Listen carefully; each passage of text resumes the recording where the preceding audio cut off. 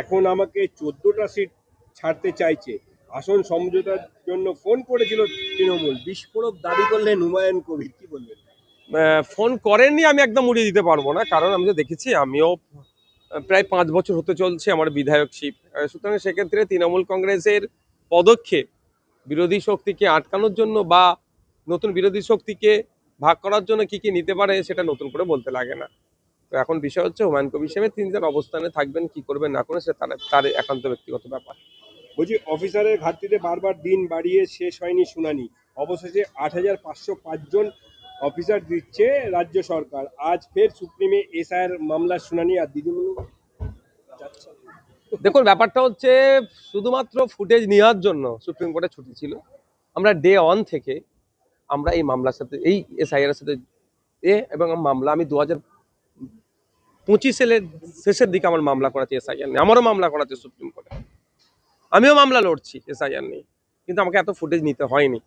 শুধুমাত্র public sympathy নেওয়ার জন্য দেখাচ্ছে। যখন এসআইআর প্রায় 90% কমপ্লিটের দিকে, শুনানির আপনার একটা হেভি পার্সেন্টেজ মানে কোটির ওপরে যখন কমপ্লিট হয়ে গেছে, মানে 12-13 লাখ যখন বাকি আছে শুনানি হতে, সেই সময় দেখছি তখন সুপ্রিম কোর্টে যাচ্ছে, আগে যেতে পারলো না। কিন্তু স্টেট অফ ওয়েস্ট বেঙ্গল যায়নি। আমরা চাই স্টেট অফ ওয়েস্ট বেঙ্গল মামলা করুক ইসিআইয়ের বিরুদ্ধে। বলছি, এত সমালোচনার পরে সেলিম আর হুমায়ুনের সঙ্গে কথা বলছেন, এখনো পাশে থাকার কথা বলছেন সেলিম। এমনকি সেলিম ছাড়া অন্য বামফ্রন্ট নেতারাও যোগাযোগ করছেন বলে বিস্ফোরক মন্তব্য করলেন আজকে হুমায়ুন কবির। দেখুন, কে কার সাথে থাকবে কার সাথে যাবে সেটা আমরা নির্ধারণ করতে দিতে পারি না। আমরা ডে 1 থেকে বলে আসছি, বিগত 1 বছর ধরে এটা আমরা প্র্যাকটিস করছি যে বিজেপি তৃণমূলের বিরুদ্ধে পশ্চিমবাংলায় ধর্মনিরপেক্ষ শক্তিগুলো ঐক্যবদ্ধ হতে হবে।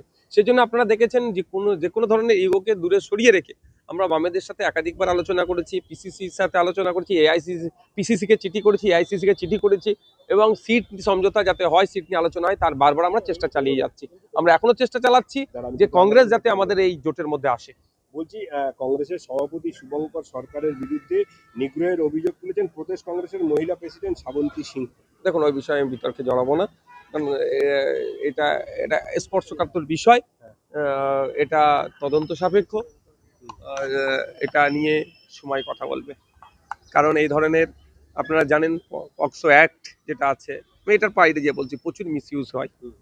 তো এই ধরনের আইনেরও অনেক মিসইউজ হয়। এটা এটা এটা সত্য যদি হয়ে থাকে, আমি যদি বলি এটা ষড়যন্ত্র, সেক্ষেত্রে আমার ভুল হবে। আর যদি ষড়যন্ত্র হয়ে থাকে, আমি যদি আবার শুভঙ্কর বাবুর বিরুদ্ধে বলি, এটা আমারও ভুল হবে। সুতরাং আমি এই বিষয়ে বিতর্কে জড়াতে পারবো না, এটা তদন্ত সাপেক্ষ।